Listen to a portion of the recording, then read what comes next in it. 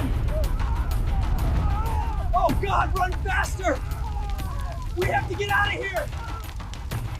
August 24th in the year 79 was just another summer morning in the Roman city of Pompeii. The sun rose over the Bay of Naples as 20,000 people woke up in their homes and prepared for another day. Nobody knew that in just a few hours, their entire world would vanish under tons of volcanic ash and pumice. This is the story of a city that disappeared in one day, but taught us more about ancient Roman life than any other place on Earth. Before we dive in, drop a comment and let me know which city you're watching this from right now. Pompeii was not just any Roman town, but one of the richest and most successful cities in the entire empire. Located near modern Naples in southern Italy, it sat in the shadow of Mount Vesuvius, which everyone thought was just a harmless mountain. The city had everything a Roman could want, including massive public baths, a huge amphitheater, dozens of restaurants, bakeries on every street, and beautiful houses with colorful paintings on the walls. About 20,000 people called this place home, from wealthy merchants to enslaved workers who kept the city running every single day. The Romans who lived in Pompeii had very different views about human relationships and the body compared to modern society today. Their culture was remarkably open about intimate matters in ways that surprise visitors to museums, even in our modern times. You can see this in the artwork they painted on walls, the statues they placed in their gardens, and even the items they wore as jewelry and good luck charms. For Romans, these images were not shameful, but were part of everyday life, religious beliefs, and even their sense of humor and protection. Walk through the ancient streets today, and you will find explicit frescoes on the walls of homes, shops, taverns, and public buildings throughout the city. These were not hidden away in private rooms, but displayed openly where anyone walking past could see them, including children and visitors. The Romans believed that certain symbols showing male anatomy could bring good luck and protect against the evil eye, so they placed these images everywhere. Outside bakeries, you might see paintings of fertility gods, and in wealthy homes the dining rooms had elaborate frescoes showing gods and mortals in intimate encounters as entertainment for dinner guests who reclined on couches. The most famous example of Pompeii's open culture was a building near the city center that archaeologists discovered in 1862. This establishment had small rooms, a waiting area, and walls covered with explicit paintings showing different positions and acts that customers could request. Each small room had a stone bed with a mattress, and the paintings above each doorway advertised what happened inside. The building employed several women, and prices were surprisingly cheap, costing about the same as a loaf of bread or a cup of wine. This tells us that such services were considered normal, everyday transactions in Roman society, not something hidden or particularly special. But here is what makes this place even more interesting from a historical perspective when you think about Roman culture. The workers in this building were not free citizens making their own choices, but were enslaved women and sometimes men who had no control over their lives. Romans did not see anything wrong with this system because they viewed enslaved people as property without rights. The paintings we see today were basically a menu for customers, and graffiti on the walls names specific workers and describes what customers thought of their experiences. This dark reality shows how differently ancient Romans thought about human dignity, freedom, and basic rights compared to our values today. Now let me tell you about Marcus Viconius Primus, whose house archaeologists fully excavated in the 1950s near the Forum. Marcus was a wealthy merchant who sold wine and garum, which was a fermented fish sauce that Romans put on everything they ate. His house had 20 rooms, beautiful garden courtyards, and walls painted with expensive red pigment made from ground cinnabar mineral. But what shocked the archaeologists were the explicit paintings in his private dining room, showing mythological scenes of gods in intimate situations. These were not crude drawings, but expensive, skillfully painted artworks created by professional artists that Marcus commissioned specifically for entertaining his dinner guests. Religious beliefs in Pompeii mixed Roman, Greek, and Egyptian gods into a fascinating spiritual world that accepted human desires as natural. The Temple of Isis still stands in Pompeii today, showing how important Egyptian religion had become in Roman life by this time. The goddess Isis was connected to fertility, motherhood, magic, and the cycles of nature, and her worship involved secret ceremonies. Meanwhile, Venus was the patron goddess of Pompeii, and citizens believed she blessed romantic love, physical attraction, and fertility for the whole city.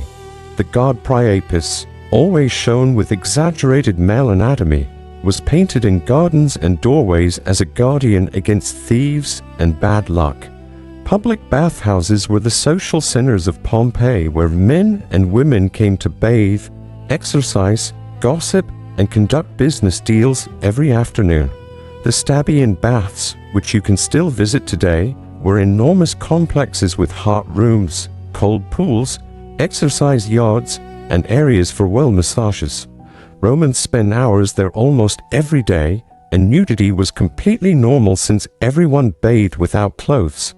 Men and women bathed separately in most bathhouses, but some smaller private baths allowed mixed bathing, which often led to flirting and romantic encounters.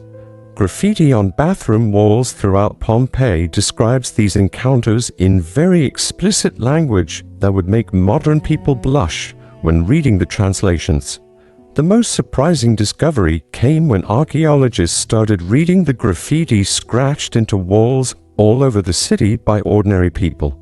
There are over 11,000 graffiti messages preserved in Pompeii, and many of them describe intimate encounters, declare love for specific people, advertise services, or make crude jokes about neighbors and public figures. One message near the forum says that a man named Celadus was the heartthrob of all the girls in town. Another message describes an encounter in explicit detail and gives the date it happened. These were not written by educated poets, but by everyday people who wanted to brag, remember moments, or advertise themselves to potential partners.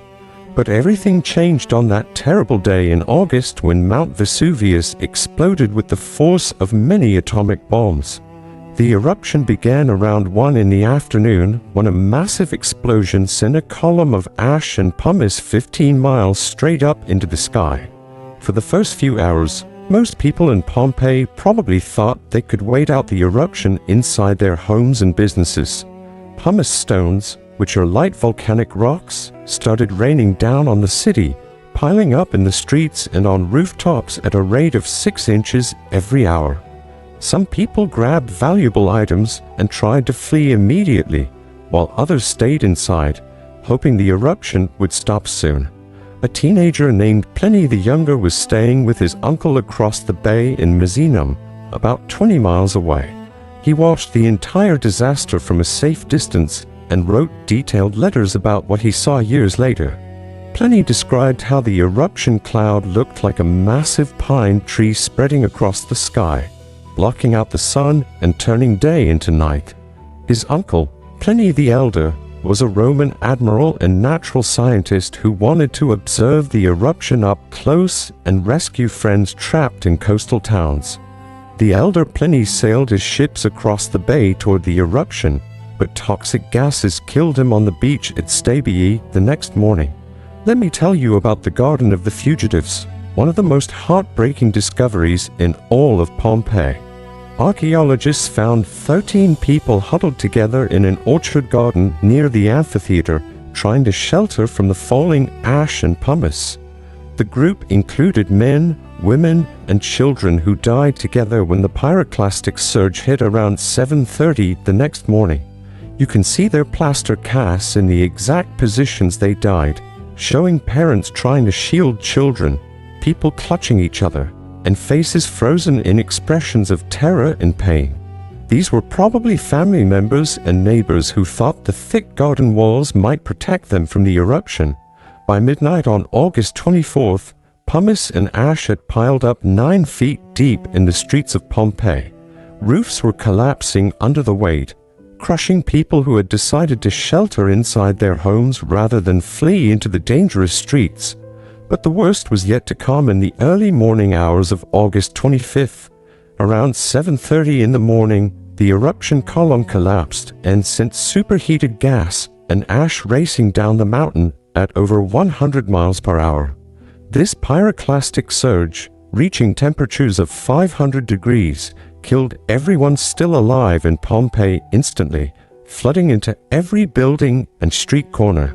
The volcanic material that buried Pompeii created a perfect time capsule that preserved everything exactly as it was that day.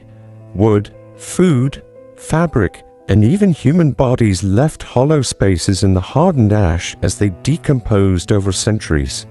In 1863, an Italian archaeologist named Giuseppe Fiorelli invented a brilliant technique by pouring plaster into these hollow spaces. This created incredibly detailed casts showing people in their final moments, complete with facial expressions, clothing folds, and even the texture of hair. You can see a man covering his face, a dog struggling against its chain, and a pregnant woman curled protectively around her belly. Now here is something that shocked the modern world when archaeologists first uncovered it in the 1800s. They found a collection of explicit statues, paintings, and objects that seemed too scandalous for public display in Victorian times. The King of Naples ordered all these items locked away in a secret room called the Secret Cabinet, which only male scholars with special permission could enter. This collection stayed hidden from public view for over 100 years because European society considered it too inappropriate, even though these were authentic ancient Roman artifacts. Today, you can visit the Secret Cabinet in the Naples Archaeological Museum, but you have to be at least 14 years old to enter. The Secret Cabinet contains marble statues of gods with exaggerated anatomy, bronze wind chimes shaped like flying male organs with bells, oil lamps decorated with explicit scenes, and drinking cups with surprises revealed as you drank the wine. There are also the famous frescoes removed from the walls of certain buildings in Pompeii, showing detailed scenes that archaeologists initially found difficult to explain to the public. These objects were not pornography in the Roman mind, but were household items, religious symbols, decorations, and good luck charms that people used every single day without thinking twice about it. One of the most fascinating survivors was a man whose story we know from evidence found in his escaped body outline. Near the Nisirian Gate, archaeologists discovered a man who had been running when the surge hit and killed him mid-stride. His body fell forward, and volcanic material preserved the exact moment of his death, including coins spilled from his pocket and a bag of tools he was carrying.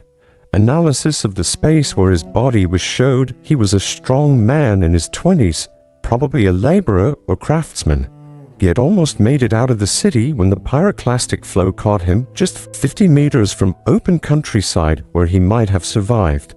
The eruption buried not just one city, but several towns around the Bay of Naples, including Herculaneum, Stabii, and Aplantis. Herculaneum was a smaller, wealthier town closer to the volcano that got buried under 60 feet of volcanic material. While Pompeii was covered in ash and pumice, Herculaneum was buried in superheated mud that carbonized wood and preserved organic materials even better than in Pompeii. Archaeologists have found intact wooden furniture, food still sitting on tables, papyrus scrolls in a library, and even a whole wooden boat on the ancient beach where people tried to escape. Christianity had just started spreading through the Roman Empire when Vesuvius erupted, and some early Christians saw the destruction as divine punishment. They pointed to Pompeii's open culture and moral practices as proof that God was angry with Roman society. However, historians today understand that volcanic eruptions have nothing to do with human behavior and are simply natural disasters. The eruption of Vesuvius was caused by pressure building up in the magma chamber beneath the volcano for hundreds or thousands of years until it finally exploded with catastrophic force. But did anyone actually survive from Pompeii itself on that terrible day in 79 AD? The answer is yes, though we do not know exactly how many people escaped alive out of the 20,000 residents. Remember that the eruption started around 1 in the afternoon and gave people several hours of warning before the deadly pyroclastic surges came the next morning. Many people, especially younger and healthier individuals, probably fled south towards Pompeii or north toward Naples during those crucial first hours when escape was still possible. The 2,000 bodies found in Pompeii represent people who stayed too long, were too old or sick to flee, or were trapped by their responsibilities like guarding valuables. One survivor we know about was a man named Cornelius Fuscus who wrote his name on a wall in Pompeii before the eruption. Years later, his name appears in historical records as a military commander serving under Emperor Vespasian, proving he got out alive and went on to have a successful career. There must have been thousands of other survivors who fled the city and resettled in Naples, Rome, or other towns, but they left no written records for us to find. Some people probably returned months or years later trying to dig down to their buried homes and recover valuable items, but the city lay under 20 feet of hardened volcanic material that made excavation nearly impossible with ancient tools. Pompeii lay forgotten and buried for almost 1,700 years until 1599, when an architect digging a water channel accidentally discovered some ancient walls. Serious excavation did not begin until 1748, when the King of Naples started organized digging to find treasures and artworks. For the next 2 centuries, treasure hunters and archaeologists dug up the city, sometimes destroying evidence in their rush to find valuable statues and jewelry. It was not until the 1900s that scientific archaeology began treating Pompeii as a complete historical site rather than just a source of museum pieces. Today, you can walk through about 2/3 of ancient Pompeii, which covers about 165 acres of excavated ruins. The remaining third still lies buried under volcanic material, waiting for future archaeologists to uncover its secrets with better technology and methods. Every year, new discoveries emerge from ongoing excavations, including houses, shops, artwork, and even human remains that add to our understanding of Roman daily life. In 2021, archaeologists announced the discovery of a perfectly preserved fast food restaurant complete with colorful frescoes and food residue still in the serving containers. The Naples Archaeological Museum houses the largest collection of objects from Pompeii, including the plaster casts of eruption victims, jewelry, household items, tools, and weapons.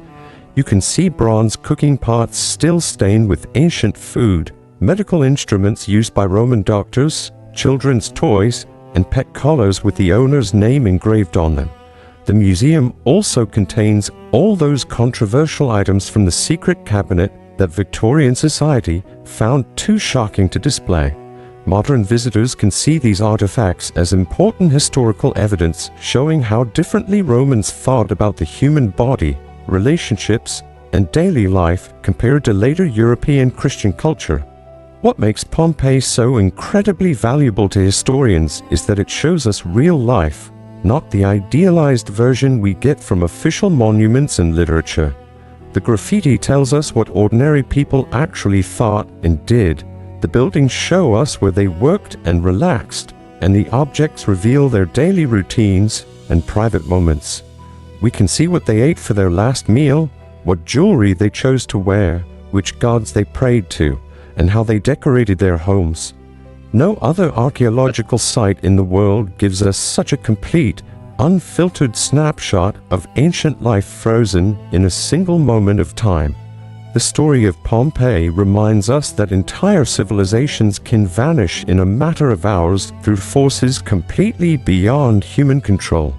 These were real people with hopes, dreams, relationships, and routines just like ours, even though their values and customs were very different from modern society. They loved, they laughed, they worked, they fought, and they never imagined that we would still be talking about them 2,000 years after a mountain killed them all. Walking through Pompeii today feels like stepping through a doorway into the past, where you can almost hear the voices echoing in the empty streets and see the shadows of people who have been gone for 2 millennia. Their city died in a day, but their story will live forever as long as people keep telling it and learning from what they left behind. Incognito chats aren't saved to history or used to train models.